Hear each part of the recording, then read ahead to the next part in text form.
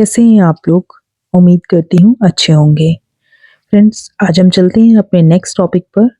आज हम कवर करेंगे government of India act of 1858। दोस्तों, इससे पहले हम कवर कर रहे थे कंपनी रूल, जो कि हमारा चला 1773 से लेकर 1853 तक। उसके बाद आप जानते हैं 1857 में जो है रिवॉल्ट हो जाता है, सिपाही मुटनी हो जाती है और उसके बाद जो है डायरेक्ट रूल हो जाता है क्राउन का, जो कि हमारा चलेगा 1858 से लेकर 1947 तक, जब तक कि हमारा देश आज़ाद नहीं हो जाता। 1858 से लेकर 1947 के बीच में क्या-क्या बदलाव आते हैं, कौन-कौन से एक्ट पास किए जाते हैं, वो हम अब आगे देखेंगे। तो आज हम देखते हैं government of India act. Actually government of India act क्या है, क्यों आया, क्या ज़रूरत थी और इसके आने के बाद क्या-क्या बदलाव हुए, वो हम देखेंगे। आपको मालूम है कि 1858 में ब्रिटिश पार्लियामेंट ने इस एक्ट को पास किया, गवर्नमेंट ऑफ इंडिया एक्ट 1858 को। क्या है ये एक्ट? एक्चुअली भारत में जो ईस्ट इंडिया कंपनी है, उससे सारी की सारी पावर्स को ट्रांसफर कर दिया गया ब्रिटिश क्राउन को। यह बदलाव इसलिए किया गया कि जो करंट एडमिनिस्ट्रेशन था, जब कंपनी रूल कर रही थी, उसमें कुछ कमियां थी। उन कमियों को दूर करने के लिए और बोला गया कि ये भारत के बेहतर प्रशासन के लिए, यानी कि good government of India, good governance के लिए इस एक्ट को लाया जाएगा या लाया जा रहा है। अब इसमें क्या था कि कंपनी के रूल को हटाकर ब्रिटिश सरकार ने डायरेक्ट जो है भारत पर अपना कंट्रोल कर लिया था और कंपनी के एडमिनिस्ट्रेशन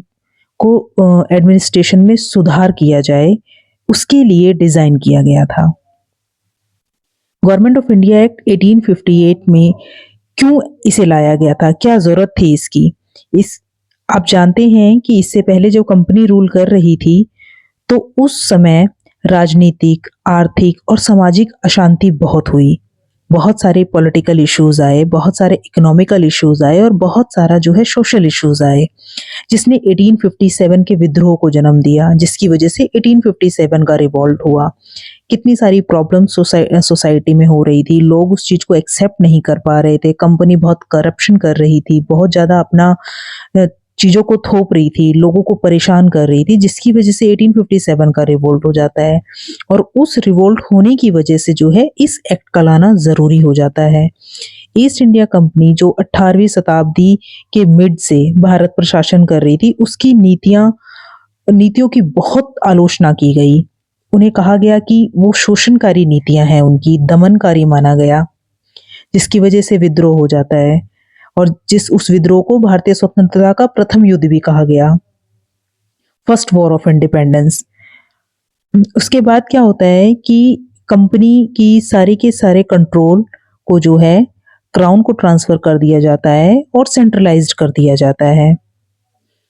विद्रोह के बाद में कंपनी प्रशासन को प्रभावी ढंग से चलाने में असमर्थ हो जाती है, जिसकी वजह से जो है ब्रिटिश क्राउन का रूल आ जाता है। जो क्वीन विक्टोरिया थी, वो 1858 में घोषणा कर देती हैं कि भारत में ब्रिटिश ईस्ट इंडिया कंपनी से ब्रिटिश क्राउन को पावर को ट्रांसफर कर दिया जाए। 1 नवंबर 1858 को जारी की गई इस घोषणा में ब्रिटिश सम्राट, यानी कि जो ब्रिटिश क्राउन थे, उनका डायरेक्ट रूल आ जाता है और ब्रिटिश क्राउन की सॉवरेनिटी सुनिश्चित हो जाती है। उसमें कहा जाता है कि जो भारत के राजा हैं, उनका सम्मान किया जाएगा। इंडिया के अंदर जो भी रिलीजियस एक्टिविटीज हैं, उसमें किसी भी तरीके का हस्तक्षेप, उसके अंदर किसी भी तरीके का इंटरफेरेंस नहीं होगा, कोई भी हड़प की नीति नहीं अपनाई जाएगी। ये सारी की सारी चीजें क्वीन विक्टोरिया अपनी घोषणा में बोलती हैं। अब क्या था इसके फीचर्स, क्या चेंजेस आए थे गवर्नमेंट ऑफ इंडिया एक्ट 1858 को लाने के बाद में? तो इसके अंदर पहला जो फीचर था इसका, वो ये कि अब गवर्नर जनरल जो इंडिया के थे, गवर्नर जनरल ऑफ इंडिया, अब वो वाइसरॉय ऑफ इंडिया हो जाते हैं और वो डायरेक्ट रिप्रेजेंटेटिव होते हैं ब्रिटिश क्राउन के। मतलब वो डायरेक्ट ब्रिटिश क्राउन के लिए काम करेंगे और अब वो एडमिनिस्ट्रेशन अपने हाथ में लेंगे और उनको हम गवर्नर जनरल ऑफ इंडिया नहीं बोलेंगे, वाइसरॉय ऑफ इंडिया बोलेंगे। लॉर्ड कैनिंग जो है हमारे फर्स्ट वाइसरॉय ऑफ इंडिया बनते हैं। इसके अलावा इसका सेकेंड फीचर ये था कि जो डबल गवर्नमेंट थी, जिसके अंदर हमने देखा था बोर्ड ऑफ कंट्रोल और कोर्ट ऑफ डायरेक्टर्स जो है स्थापित किए गए थे, स्टैब्लिश किए गए थे। कोर्ट ऑफ डायरेक्टर्स जो कि हमारे कमर्शियल अफेयर्स को देख रहे थे और बोर्ड ऑफ कंट्रोल जो हमारे पॉलिटिकल अफेयर्स को देख रहे थे। वो डबल गवर्नमेंट को एंड कर दिया जाता है, खत्म कर दिया जाता है।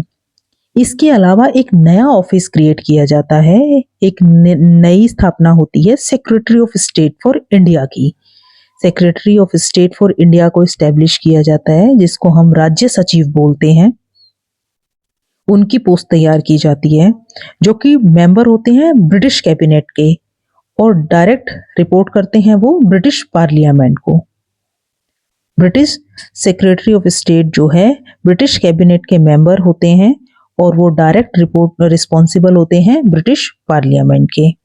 इसके अलावा 15 मेंबर की एक काउंसिल तैयार की जाती है, 15 मेंबर काउंसिल ऑफ इंडिया, जो किसको असिस्ट करेगी? सेक्रेटरी ऑफ स्टेट को असिस्ट करेगी। लेकिन सबसे बड़ी जिम्मेदारी और सबसे बड़ी अथॉरिटी जो होगी वो सेक्रेटरी ऑफ स्टेट की होगी, डायरेक्ट ब्रिटिश पार्लियामेंट की होगी, वो उनके कहने पर चलेंगे।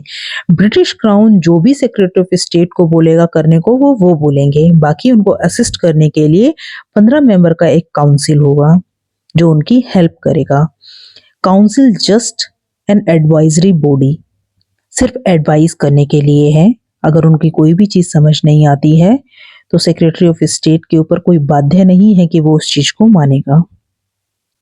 एक चीज और बोली गई कि जितने भी भारतीय राजकुमार हैं, यानी कि जो किंग और प्रिंसेस हैं, वो तब तक अपना फ्रीडम बनाए रखेंगे, तब तक अपनी स्वतंत्रता बनाए रखेंगे जब तक कि वो खुद अपनी मर्जी से ब्रिटिश शासन को स्वीकार नहीं कर लेते हैं।